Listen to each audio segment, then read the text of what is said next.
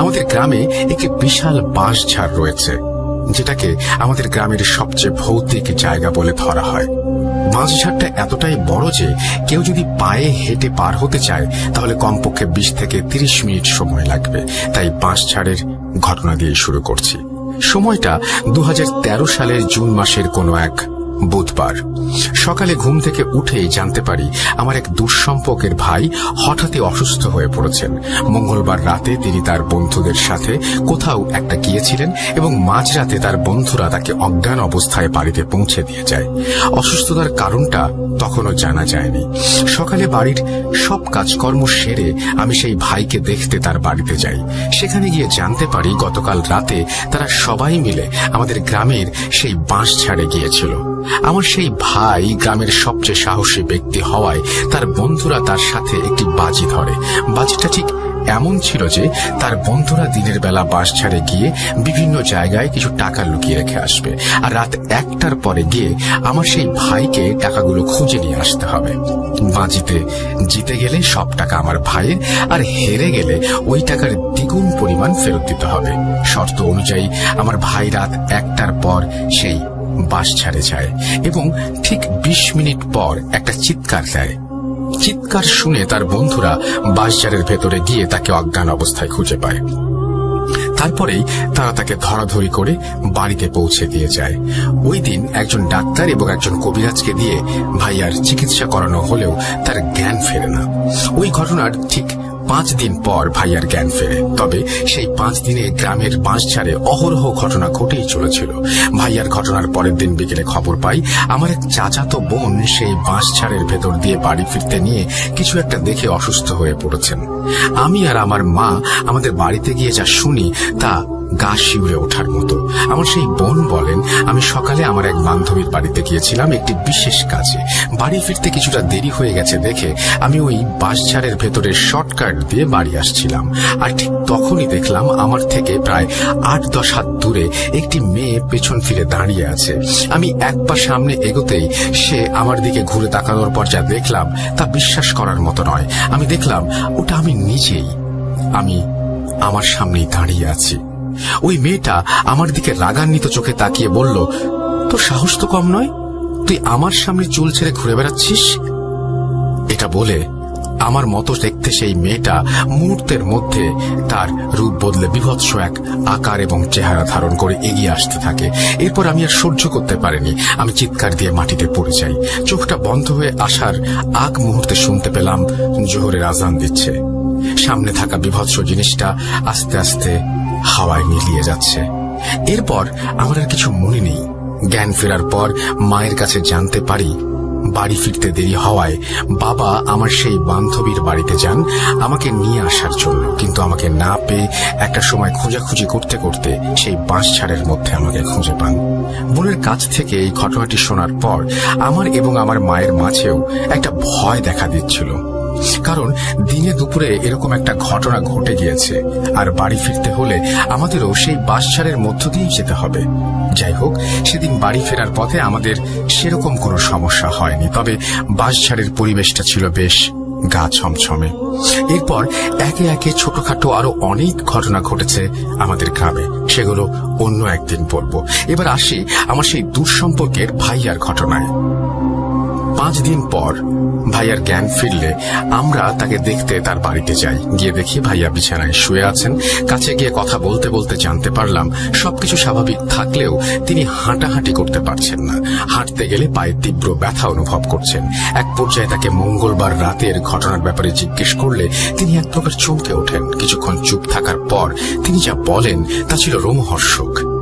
তিনি বললেন, সবাই বলে আমি নাকি এই গ্রামের সবচেয়ে সাহসী ছেলে। এর পেছনে বিশেষ কারণ রয়েছে। আমি যখন ছোট ছিলাম তখন বেশ চঞ্চল আর দুষ্টু প্রকৃতির ছিলাম। মাঝে মাঝে দুষ্টুমির কারণে বাড়িতে বকা খেতে হবে ভেবে রাতে কবরস্থানে গিয়ে ঘুমাতাম। এরকমটা আগে অনেকবার করেছি, তবে কিছু অদ্ভুত শব্দ আর কণ্ঠস্বর শোনা ছাড়া কখনো কিছু দেখিনি। আর ভূত প্রেতের ভয়ও কখনো মনে ধরেনি। তাই তখন থেকে আমাকে সবাই সাহসী বলেই জানে।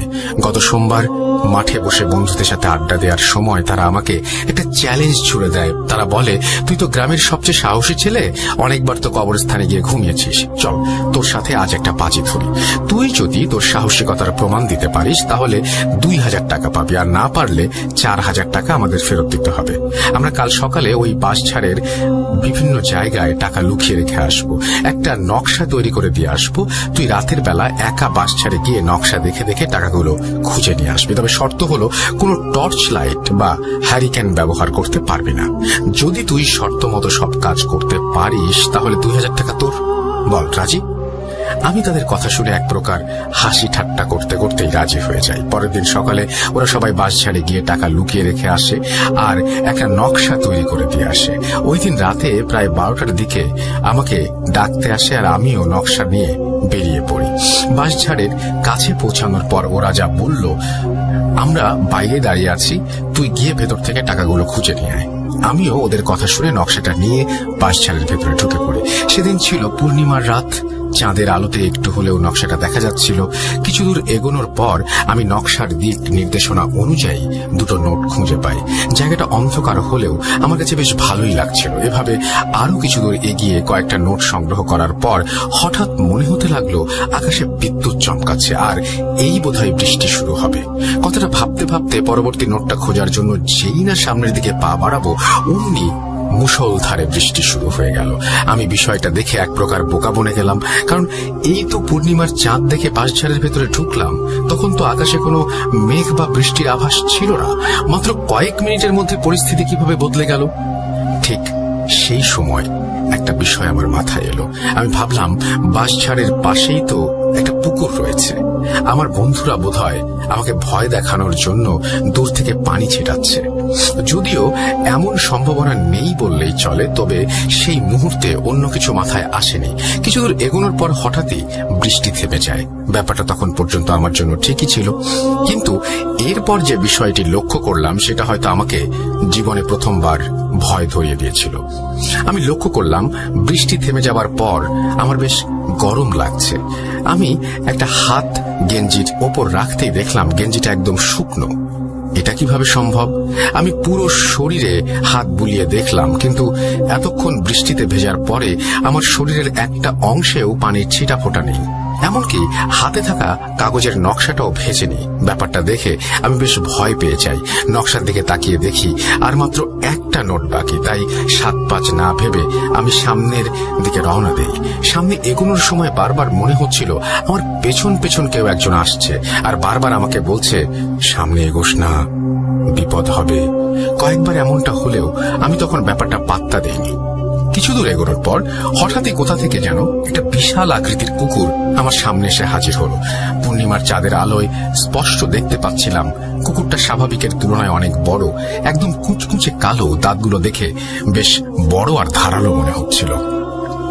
কুকুরটা আমার দিকে এগিয়ে আসছিল না ঠিকই, কিন্তু দূরে দাঁড়িয়ে রাস্তা আটকে এক প্রকার ক্ষিপ্ত হয়ে গড়গড় গড়গড় আওয়াজ করছিল।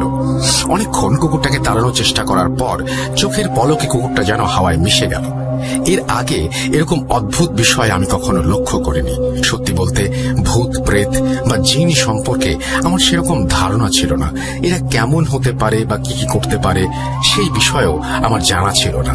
তাই চোখের সামনে এরকম কিছু ঘটতে দেখে খুব অস্বস্তি হচ্ছিল। কুকুরটা চলে যাবার পর আমি আমার গন্তব্যস্থলের দিকে এগোতে থাকি। সেটা ছিল একটা জোড়া কবরের পাশে। 2 কবরের মাঝখানে শেষ নোটটা লুকানো ছিল। আমি কবরের প্রায় কাছাকাছি পৌঁছানোর পর দূর থেকেই কেমন মাংস পচা গন্ধ পাচ্ছিলাম।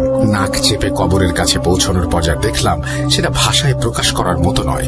ওই খুটখুটে অন্ধকার বাঁশঝাড়ের মধ্যে এক বিভৎস দৃশ্য আমার চোখের সামনে এতটা পরিষ্কারভাবে ভেসে উঠবে তা কখনো আমি কল্পনা করিনি। কবরের কাছে পৌঁছে দেখলাম মানুষরূপী একজন ধারালো চাকু নিয়ে তার নিজের শরীরের ছাল চামড়া ছাড়িয়ে সেটা পাশে রেখে দিয়েছে। এরপর সে তার সাথে থাকা মানুষের মতোই দেখতে আরেকজনের ছাল ছাড়াচ্ছে, আর আমাকে দেখতে পেয়ে তারা দুজনই হাসছে। এবং কতটা ভয়ঙ্কর দৃশ্য যে সেটা হতে পারে এটা কল্পনার বাইরে। এর পরের বিষয়গুলো আমি আর সহ্য করতে পারিনি। আমি আল্লাহ বলে চিৎকার দিয়ে মাটিতে পড়ে যাই।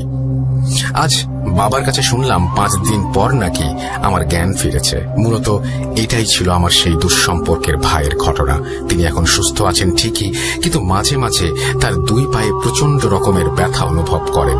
ঠিক সেই ঘটনার পর তার পায়ে যেমন ব্যথা অনুভব হতো। যা হোক, এটা তো অনেকদিন আগের ঘটনা। এবার আসি রিসেন্টলি ঘটে যাওয়া একটা ঘটনায়। ঘটনাটি ঘটে 2018 সালের জুন মাসের দিকে। তখন ছিল বর্ষাকাল। হঠাৎই গ্রামের 5-6 জন ওঝার দেখা মেলে। তারা কোথা থেকে এসেছে এবং কেন এসেছে এটা আমাদের জানা ছিল না। গ্রামের 2 দিন অবস্থান করার পর তারা তৃতীয় দিন সকালে সেই বাঁশঝাড়ে গিয়ে অনেকগুলো সাপ ধরে আনে।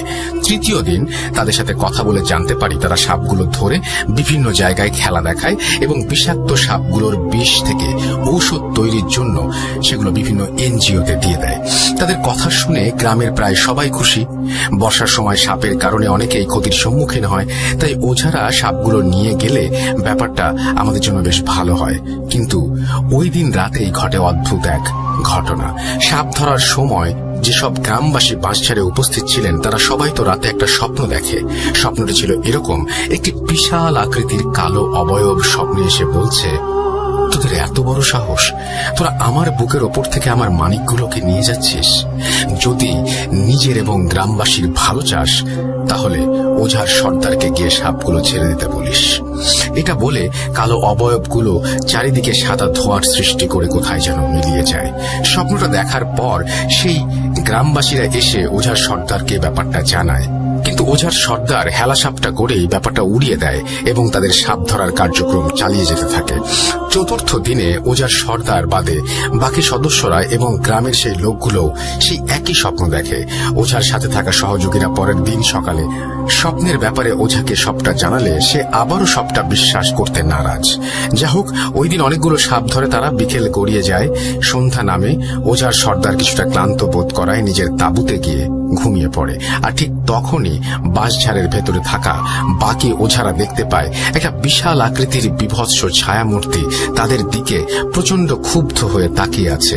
ছায়ামূর্তিটি ধীরে ধীরে নিজের আকার বৃদ্ধি করতে থাকে এবং সেই সাপগুলোকে সেই ছায়ামূর্তিটি ছেড়ে দিতে বলে। এটা বলার সাথে সাথেই সবাই যে যার মতো জীবন বাঁচাতে ছোটাছুটি শুরু করে দেয়। একজন ওঝা দৌড়াতে দৌড়াতে তাদের সর্দারের কাছে এসে ব্যাপারটা খুলে বললে সর্দারের টনক নড়ে। সে তাঁবু থেকে বেরিয়ে তার কাছে থাকা একটি মাটির হাঁড়িতে পানি, বাঁশঝাড়ের মাটি ও একটি বাঁশের পাতা দিয়ে কিছু মন্ত্র পড়ে হাঁড়িতে ফুঁ দেয়। ফুঁ দেওয়ার সাথে সাথেই হাঁড়িতে থাকা পানিতে বিভৎস দেখতে কালো ছায়া মূর্তিটি হাজির হয়।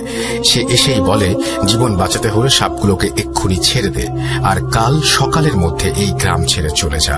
আমাদের বুকে থাকা এই মানিকগুলো কখনো এই গ্রামের মানুষের ক্ষতি করবে না, বরং উপকারী করবে। তাই গ্রামের মানুষ কখনো সাপ দেখলে যেন মেরে না ফেলে সেটা ভালোভাবে বুঝিয়ে দিবি। ছায়ামূর্তিকে দেখে ও তার কথাগুলো শুনে একটা সময় ওঝার সর্দার ভয়ে কাঁপতে কাঁপতে হাঁটু ভেঙে বসে ক্ষমা চাইতে থাকে। এরপর তাদের মধ্যে অনেকক্ষণ কথোপকথন হলেও সেগুলো জানা যায়নি। তারা ওই রাতে বাঁশঝাড়ে সবগুলো সাপ ছেড়ে দিয়ে আসে আর পরদিন সকালে গ্রাম ছেড়ে চলে যায়। যাবার সময় ওঝাদের একজন সদস্য ঘটনাটা আমাদের শুনিয়ে যায়। তো এই ছিল আমাদের গ্রামের সেই বাঁশঝাড়ের উল্লেখযোগ্য কিছু ঘটনা। এছাড়া সেই বাঁশঝাড়ে আরো অনেক ছোট ছোট ঘটনা রয়েছে যা এখনো ঘটেছে। সত্যি বলতে দিনের বেলা একা এবং রাতের বেলা দল বেঁধে কেউ ওই বাঁশঝাড়ে যদি যায় তাহলে অবশ্যই কোনো না কোনো ঘটনা ঘটবে। এবার আসা যাক আমাদের গ্রামের দ্বিতীয় এবং অন্যতম ভৌতিক একটি জায়গার ঘটনায়। সরকারি জমিতে একটি নার্সারি তৈরি করার ঘটনা। সময়টা 2015 সালের মার্চ অথবা এপ্রিল মাস এর মাঝামাঝি সময় হবে। হঠাৎই শহর থেকে আমাদের গ্রামে কিছু আগন্তুকের আগমন। খোঁজ খবর নিয়ে জানতে পারি তারা একটি এনজিও থেকে এসেছেন। সরকারি অনুমোদনে আমাদের গ্রামে একটি নার্সারি তৈরি করতে চান। যে কথা সেই কাজ। তারা কয়েক সপ্তাহের মধ্যেই সরকারি জমি ভাড়া নিয়ে সেখানে নার্সারির কাজ শুরু করে দেন। এপ্রিলের শেষ দিকে তাদের সব কাজ সম্পন্ন হবার পর তারা পুরো গ্রামে ঘুরে ঘুরে সবাইকে নার্সারির ব্যাপারে জানান এবং বাড়ি বাড়ি গিয়ে ছোট চারাগাছ সংগ্রহ করেন। কিছুদিন পর শহর থেকে অনেকগুলো চারাগাছ নিয়ে আসা হয় এবং সাথে বিভিন্ন গাছের কলম। সরকারি অনুদানে এনজিওর লোকজন থাকার জন্য ওই নার্সারির পাশে একটি ছোট ঘরও তৈরি করে দেয়া হয়। নার্সারিটা তৈরি করে এনজিওর লোকেরা যেমন আনন্দিত ছিল ঠিক তেমনি নতুন কিছু দেখতে পেয়ে গ্রামের মানুষও খুশি ছিল। তবে মূল ঝামেলা শুরু হয় নার্সারি তৈরির 15 দিন পর থেকে। হঠাৎই এনজিওর লোকজনের মাঝে এক অদ্ভুত আচরণ লক্ষ্য করা যায়, আর মাত্র 22 দিনের মাথায় লোকগুলো কাউকে কিছু না বলে কোথায় যেন চলে যায়। নার্সারি ছেড়ে চলে যাবার 3-4 দিন পরেও কেউ জানতো না যে তারা নার্সারি ছেড়ে কোথায় চলে গিয়েছে। 4 দিন পর সরকারি অফিস থেকে তাদের খোঁজ নেয়ার জন্য 2 জন লোক আসলে তাদের কাছ থেকেই ব্যাপারটা আমরা জানতে পারি। তারা নিজেদের ঊর্ধ্বতন কর্মকর্তাদের ফোন করেন এবং এনজিওর লোকগুলোর খোঁজ নেওয়ার চেষ্টা করেন, এবং 2-3 দিন পর খবর পাওয়া যায় তারা এনজিওর চাকরি ছেড়ে দিয়ে অন্য কোথাও চলে গিয়েছেন। কেন তারা এরকমটি করলেন সেটা জানা যায়নি। যা হোক, সেই 2-3 দিনের মধ্যে ঘটে আরেক ঘটনা। নার্সারির লোক না থাকায় গ্রামের কিছু দুষ্টু ছেলেরা রাতের বেলা সেখান থেকে বিভিন্ন গাছ চুরি করে নিয়ে যায়। প্রথম 2 দিন কোনো সমস্যা দেখা না দিলেও তৃতীয় দিন ঘটে বিপত্তি। আগের 2 দিনের মতোই গ্রামের 2 জন ছেলে নার্সারিতে যায় গাছ চুরি করার জন্য। তারা বাঁশের বেড়া টপকে চারাগাছ তোলার পর যখনই বাইরে আসবে বা নিয়ে আসতে যাবে, ঠিক তখনই মনে হলো নার্সারির চারিদিকে যেন তুফান উঠে গেছে, হাওয়ায় লন্ডভন্ড হয়ে যাবে চারদিক। আর তখনই একটি বিশাল আকৃতির পাখি নার্সারির পাশে থাকা খেজুর গাছের উপরে বসে এবং মুহূর্তের মধ্যে তুফান থেমে যায়। সেই সময় 2জন দেখতে পায় একটি বাচ্চার কাটা মাথা হাওয়ায় ভেসে ভেসে নার্সারির চারিদিকে চক্কর খাচ্ছে, এবং কাটা মাথা তাদেরকে কিছু একটা বলে, এবং বলে কাটা মাথাটা বলিষ্ঠ কণ্ঠস্বর বদলে বাচ্চার কণ্ঠে হাসতে হাসতে হাওয়ায় মিলিয়ে যায়। সকালবেলা গ্রামের লোকেরা ওই রাস্তা দিয়ে যাওয়ার সময় ছেলে দুটোকে অজ্ঞান অবস্থায় দেখতে পায় এবং তাদেরকে নার্সারির ভেতর থেকে বাইরে এনে জ্ঞান ফেরানোর পর এই ঘটনাগুলো জানতে পারে। এরপর ওই রাস্তা দিয়ে চলাচলের সময় অনেকের সাথেই ছোটখাটো ঘটনা ঘটেছে, তবে উল্লেখযোগ্য ঘটনার মধ্যে রয়েছে আমার বড় ভাইয়ের সাথে ঘটা ঘটনা। ঘটনাটা আমার বড় ভাই মন্ডুল এবং তার বন্ধু তৌহিদের সাথে ঘটে। নার্সারিতে ঘটে যাওয়া ঘটনাগুলোর সময় আমার বড় ভাই মনিরুল গ্রামে ছিলেন না। তিনি তখন শহরে পড়াশোনা করতেন। শহর থেকে গ্রামে আসার দিন সন্ধ্যায় ভাইয়ার বন্ধুকে ফোন করে বলে দেন তিনি বাড়ি ফিরছেন এবং অটো রিক্সাটা রেডি রাখতে বলেন। তৌহিদ ভাই তখন অটো রিক্সা চালাতেন, তাই আমার বড় ভাইয়ের কথা শুনে তিনি তার সব কাজ শেষে ভাড়া মিটিয়ে ভাইয়ার জন্য অপেক্ষা করতে থাকেন। ভাইয়ার ফিরতে ফিরতে অনেকটা রাত হয়ে যায়, আনুমানিক রাত 11:30 বা 12টা বাজে। তখন তিনি তার বন্ধুর সাথে অটোতে করে বাড়ি ফিরছেন। নার্সারির পাশ দিয়ে আমাদের বাড়ির রাস্তাটা কাছে হবার কারণে তিনি সেই রাস্তা দিয়ে বাড়ি ফেরার কথা বলেন, কিন্তু সেই সময় তৌহিদ ভাই আমার বড় ভাইকে নার্সারির ঘটনার ব্যাপারে কিছু জানায়নি, কারণ তিনি ভূত জিনে বিশ্বাস করতেন না। তারা 2জন অটোতে বসে গল্প করতে করতে সামনে এগোচ্ছিলেন। নার্সারির সামনের রাস্তায় পৌঁছতেই হঠাৎ ভাইয়া লক্ষ্য করলেন অটোর হেডলাইটের আলোতে ঘাসের ওপর বিশাল এক শোল মাছ দেখা যাচ্ছে। শোল মাছটা অন্য সব মাছের তুলনায় অস্বাভাবিক রকমের বড় ছিল। মাছটা দেখতে ভাইয়া অটো থামিয়ে রাস্তায় নামে। ভাইয়া তার বন্ধু মাছটা ভালোভাবে দেখার জন্য যেই সামনের দিকে পা বাড়ায়, ঠিক তখনই চোখের পলকে মাছটা যেন ভ্যানিশ হয়ে যায়, আর নার্সারির ভেতরে আবারও সেই তুফান ওঠে। ভাইয়া এবং বন্ধু নার্সারির বাইরে রাস্তায় দাঁড়িয়ে সবটা দেখছিলেন। হঠাৎ ভাইয়ার বন্ধু তৌহিদ ভাইয়া নার্সারির গেটের সামনে একটা ছোট বাচ্চার কাটা মাথা দেখতে পান। তিনি ভাইয়াকে দেখে বিষয়টা জানানোর আগেই ছোট মাথাটা বিশাল আকার ধারণ করতে থাকে। একটা সময় ছোট মাথাটা গড়িয়ে টায়ারের থেকেও বড় হয়ে হাওয়ায় ভাসতে থাকে এবং সে সেখানে বলিষ্ঠ কণ্ঠে তাদের সাথে কিছু বলতে থাকে এবং তাদেরকে জানিয়ে দেয় যে এখন থেকে যদি এখানে কেউ আসে তাহলে তার সাথেই খারাপ কিছু ঘটবে। এটা বলেই ছোট বাচ্চার কাটা মাথাটা হাসতে হাসতে অন্ধকারে মিলিয়ে যায়। এই দৃশ্য আমার ভাইয়া এবং তার বন্ধু সহ্য করতে পারেননি, তারা ওখানেই অজ্ঞান হয়ে পড়ে যান। ফজরের নামাজ পড়তে গিয়ে মুসল্লিরা নার্সারির পাশের রাস্তায় তাদের 2জনকে পড়ে থাকতে দেখে বাড়িতে পৌঁছে দিয়ে যান। পরবর্তীতে তাদের কাছ থেকে ঘটনাটা জানা যায়। এই ঘটনার পর গ্রামের মানুষ একটু সতর্ক হয়ে যান। তারা আমাদের উজিরপুকুর জামে মসজিদের ইমামকে ডেকে জায়গাটা দেখান এবং একটা সমাধান দিতে বলেন। ইমাম সাহেব পুরো জায়গাটা ঘুরে দেখে বলেন এখানে খারাপ কিছুর অস্তিত্ব আছে। এই নার্সারির কারণে তারা আরো শক্তিশালী হয়ে উঠেছে। যত দ্রুত সম্ভব এখান থেকে নার্সারি সরিয়ে ফসলি জমি আবাদ করুন, ইনশাল্লাহ আপনাদের সমস্যার সমাধান হয়ে যাবে। ইমাম সাহেবের কথা শুনে গ্রামবাসীরা দুদিনের মধ্যে জায়গাটি পরিষ্কার করে ফেলে এবং আস্তে আস্তে সেটাকে সরিয়ে ফসলি জমিতে পরিণত করে। আজ ওই জায়গাটা সম্পূর্ণ ফসলি জমি এবং বর্তমানে ওখানে আর কোনো সমস্যা হয় না। তবে ঘটনা 4 বছর পর অর্থাৎ 2019 সালে ওই নার্সারিতে থাকা এনজিওর একজন কর্মকর্তা আমাদের গ্রামে আসেন। তিনি যে ঘটনা বলেন সেটা বেশ ভয়ঙ্কর। তিনি গ্রামে আসার পর গ্রামের মানুষ হন্যি হয়ে তার কাছে গিয়ে সবটা জানতে চায়। গ্রামবাসীর প্রশ্ন ছিল একটাই, তারা কাউকে কিছু না বলে কেন চলে গিয়েছিল। এনজিওর লোকটা সবাইকে শান্ত করে ঘটনাটা খুলে বলেন। তিনি বলেন, নার্সারি তৈরি হওয়ার পর সবকিছু ঠিক ছিল, তবে 4-5 দিন পর আমাদের সাথে ঝামেলা শুরু হয়। প্রতি রাতেই আমরা ছোট বাচ্চার কান্নার আওয়াজ শুনতে পেতাম, কিন্তু বাইরে গিয়ে কাউকে দেখতে পেতাম না। একদিন রাতে আমি রুম থেকে বেরিয়ে নিচে গিয়ে দেখি 1.5 থেকে 2 বছরের একটা বাচ্চা মাটিতে বসে কাঁদছে।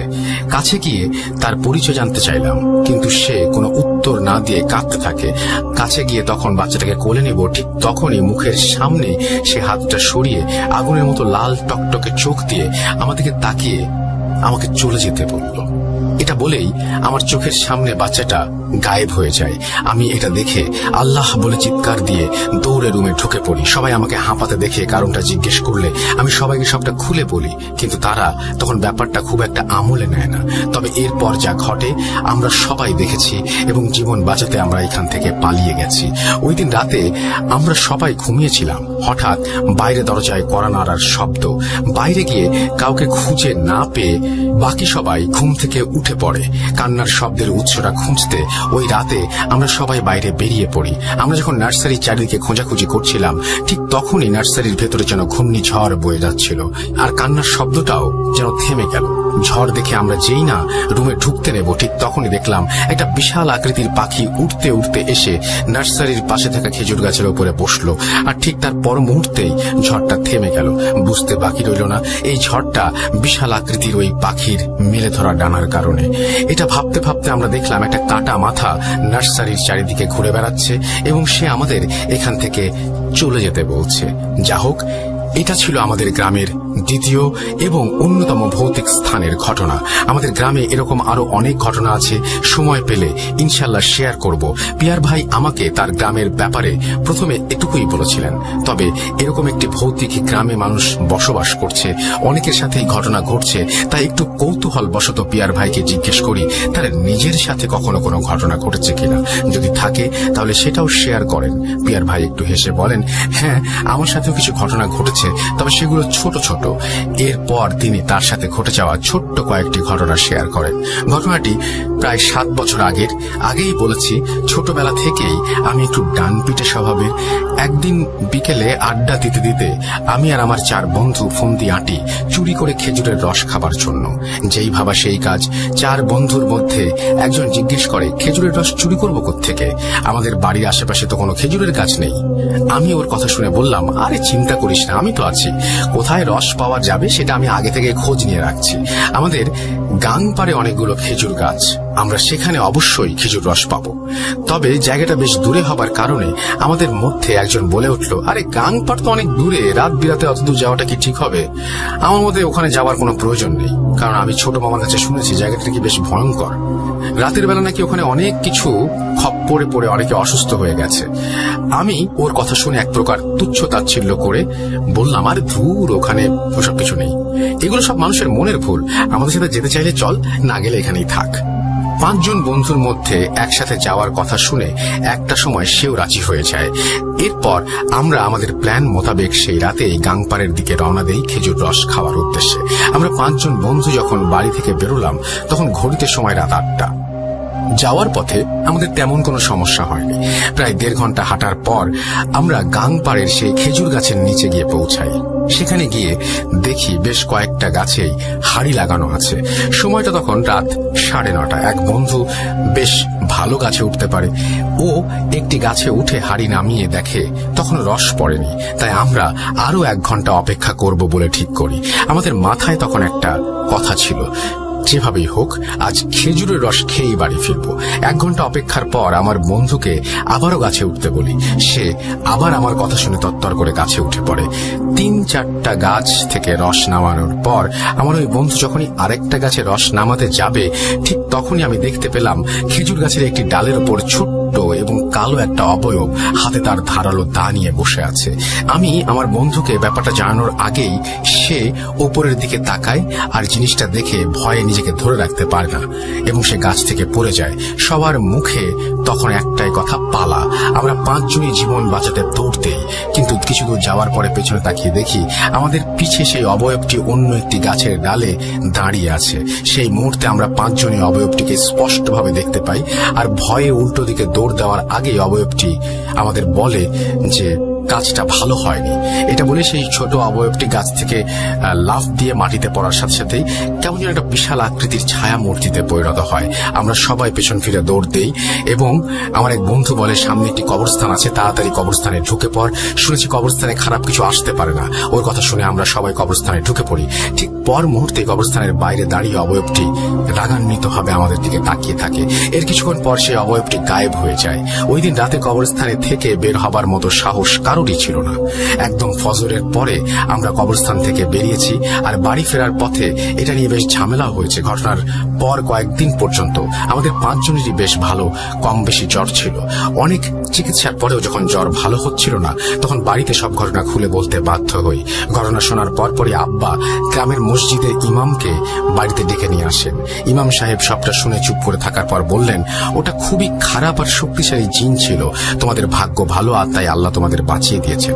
উনি পানি পড়া দিয়ে যান এবং সেটা খেয়ে 3 দিনের মাথায় আমরা পুরোপুরি সুস্থ হয়ে যাই। সুস্থ হবার পর আমরা 5 বন্ধুই তওবা করেছিলাম কখনো চুরি করব না আর রাতের বেলা এই ধরনের জায়গায় আর কখনো যাব না।